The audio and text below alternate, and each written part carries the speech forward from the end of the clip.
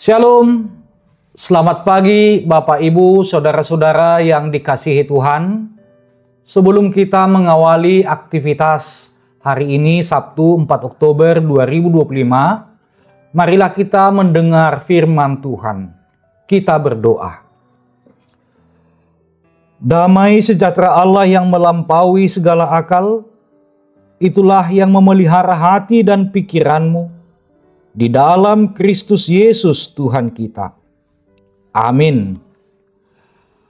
Firman Tuhan yang menyapa kita tertulis dalam kitab Amsal pasal 29 ayat 25. Dalam bahasa Batak Toba dikatakan, biar mida Jahoba mabay jorgong.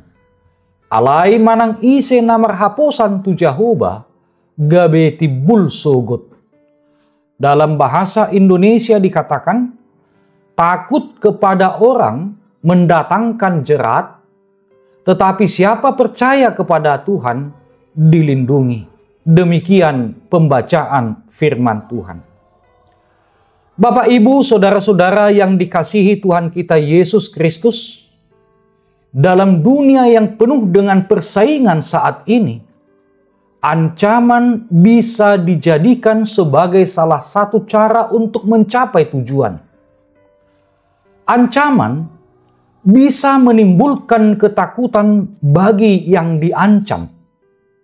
Ancaman dapat menghancurkan keberanian sehingga dia tidak dapat melangkah maju.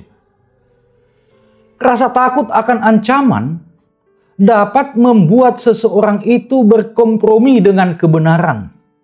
Misalnya, takut dikucilkan, takut kehilangan posisi, takut dibenci, sehingga mendatangkan jerat, yakni masalah yang baru. Seperti Petrus yang menyangkal Yesus. Penyangkalan itulah yang menjadi jerat karena ketakutan. Ketakutan kepada manusia bisa menjadi jerat sehingga menimbulkan kebohongan. Ketakutan dapat menyebabkan ketidaktaatan, takut miskin, dan takut kepada manusia dapat mendorong manusia untuk melakukan tindakan yang tidak bermoral, seperti korupsi, berbohong, atau mencari perlindungan kepada kuasa duniawi. Ketakutan juga dapat menghambat pertumbuhan iman, seperti ketakutan akan masa depan, kekhawatiran, kecemasan yang dapat menciptakan jarak antara kita dengan Tuhan. Ketakutan juga dapat melemahkan iman kita kepada Tuhan. Ancaman bisa datang di setiap waktu dan tempat.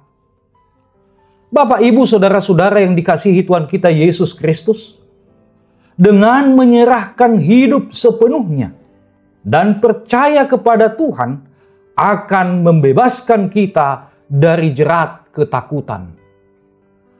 Kata-kata ini lahir bukan dari teori, melainkan dari pengalaman iman yang nyata dari penulis kitab Amsal. Dietrich Bonhoeffer, seorang teolog yang mati martir di tangan Nazi, pernah berkata, hanya dia yang menyerahkan hidup sepenuhnya kepada Tuhan yang dapat benar-benar merasa aman.